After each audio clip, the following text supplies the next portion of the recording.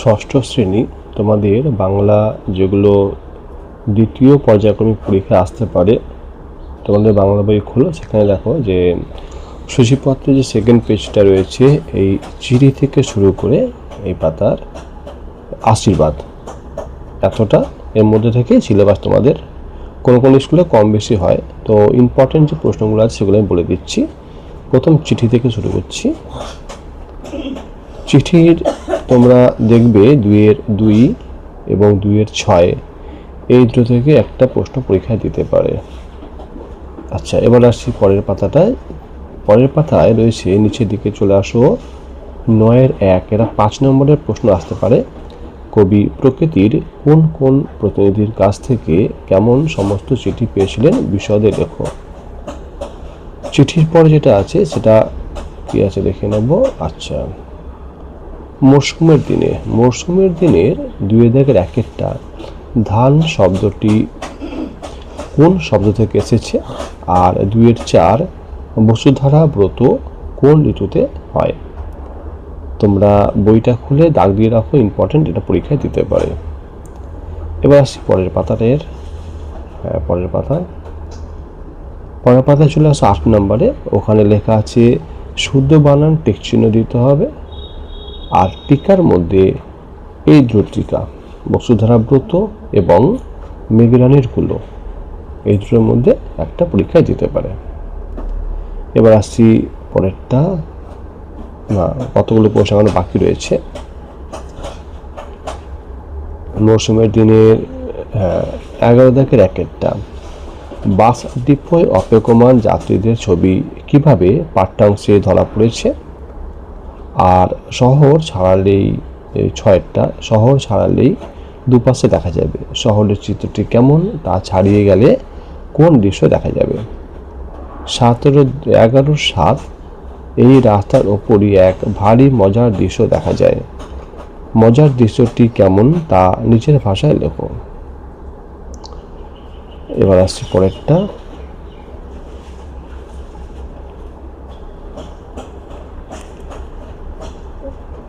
এটা কি আছে, হাট কবিতা। হাট কবিতার প্রথম 3 জায়গায় যেটা রয়েছে, সমাজচারিত ভিন্নাত্মক শব্দ। প্রথমটা ধরো দ্বীপ মানে হচ্ছে প্রদীপ, তারপরে দ্বীপ মানে হচ্ছে জলবেষ্টিত ভূভাগ। এইভাবে তোমরা তোমাদের নোটবুক বা ছাত্রবন্ধু থেকে এটা পড়ে নেবে উত্তরগুলো। আর এরপর আসতে পারে যেগুলো, সেগুলো হচ্ছে 5 দাগের। 5 দাগের 2, 3 আর 5, এর মধ্যে 3টা খুব ইম্পর্টেন্ট। কার ডাকে রাত্রি নেমে আসে।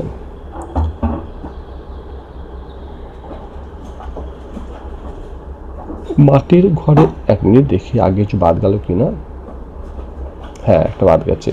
7-1 বড় প্রশ্ন 5 নম্বরে দিতে পারে। হাটের স্থান ছাড়িয়ে দূরের গ্রামের ছবি কিভাবে কবিতায় ফুটে উঠেছে। এটা খুব ইম্পর্টেন্ট, বড় প্রশ্ন, 4 বা 5 নম্বরে দিতে পারে, তোমরা এটা পড়ে নেবে। এবার আছে মৌসুমের দিনে। মৌসুমের দিনের প্রথমে হচ্ছে 2 সঠিক শব্দের নিচে দাগ দিতে হবে। আচ্ছা, আর এখানে 4 বিশেষ্যকে বিশেষণ আর বিশেষণকে বিশেষ্য করতে হবে। যেমন ভৌগোলিক, ভূগোল, নির্বাচন, নির্বাচিত, অঞ্চল, আঞ্চলিক, এইভাবে তোমরা পড়ে নিয়ে উত্তরগুলো। আর প্রশ্নগুলোর মধ্যে বলে দিচ্ছি। 7-3 মানভূম জেলায় কোন কোন আদিবাসী গোষ্ঠীর বাস।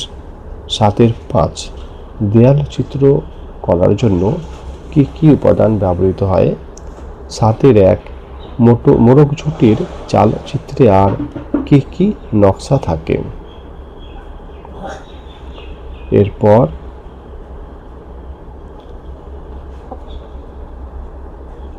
পিঁপড়ে, এর 2-4 আর 2-6 এই দুটো ইম্পর্টেন্ট।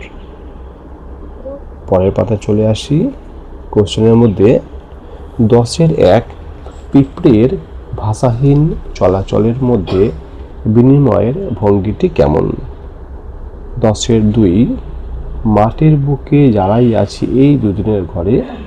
এই দুদিনের ঘরে বলতে কি বোঝো, কে সবাইকে কিভাবে এই দুদিনের ঘরে আদরে ঘিরে রাখে?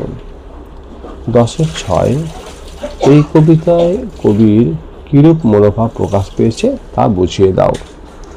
এবার আসছি পরের গল্পটা। পরের আছে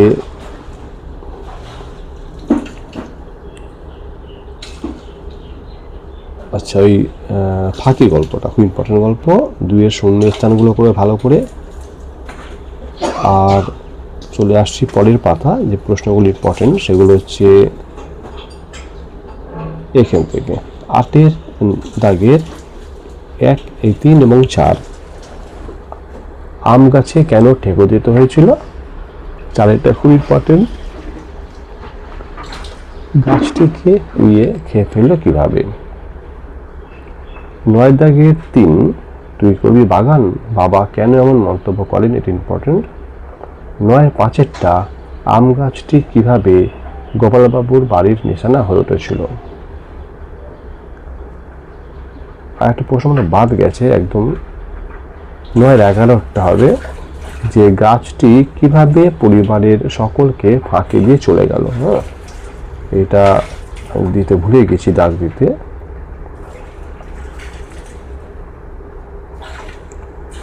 তো ঠিক আছে, তোমরা একটু করে নিও। আর এই অংশ এইটা দেখ বলে দিচ্ছি আমি। 9-11 না, দাগটা দিতে পারছি না এখন। ঠিক আছে, এবার আসি পরেরটা। চিত্রগীত তো তোমাদের ছবিতের গল্প, সেই পায়রার গল্পটা অনেক স্কুলের পরীক্ষায় কোশ্চেন দেয়, অনেক স্কুলে দেয় না। যদি তোমাদের এটা বলে যে দেবে পরীক্ষা, তাহলে তোমরা 1 দাগের 1-2 পড়ে নেবে। আর 2 দাগের প্রথম প্রশ্নটা যে চিত্রগীত গল্পে ছবিতে গল্পটি পড়ে চিত্রগীতের বাবা আর মায়ের আচরণ সম্পর্কে কেমন লাগলো লেখো। এটা দিতে পারে, না দেওয়ার চান্সই বেশি এই গল্পটা। এবার আসি পরেরটা।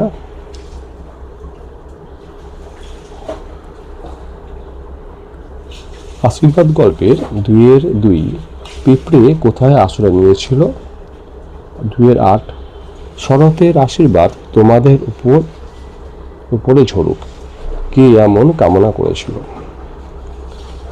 আর এর পরের গল্প দেখে রেখে কি আসতে পারে?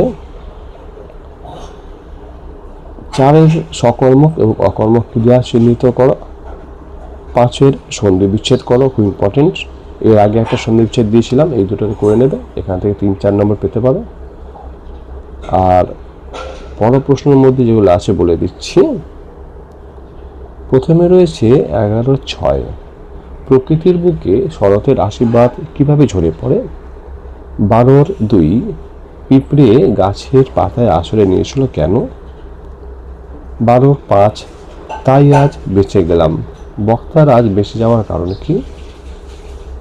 আর 12-6 পিঁপড়ে আর পাতা কিভাবে নিজেদের কষ্টের কথা গল্পে বলেছে তা একটা অনুচ্ছেদে লেখো। এই গেল তোমাদের সেকেন্ড টার্মের যে সাজেশনগুলো, এগুলো তোমরা পড়ে নিও। আর তোমাদের যে ভাষা চর্চা বই আছে, ওটার সবার তো সব চ্যাপ্টার হবে না, যে চ্যাপ্টার দেবে তার অনুশীলনী একটু পড়ে নিও। স্কুলে যদি কোনো অনুচ্ছেদ বলে থাকে, মানে রচনা বা অনুচ্ছেদ আসতে পারে, সেগুলো আগে পড়ে নেবে। ওখান থেকে 5 বা 10 নম্বরের বড় প্রশ্ন আসতে পারে। ব্যাস, এগুলোই তোমাদের। ওকে।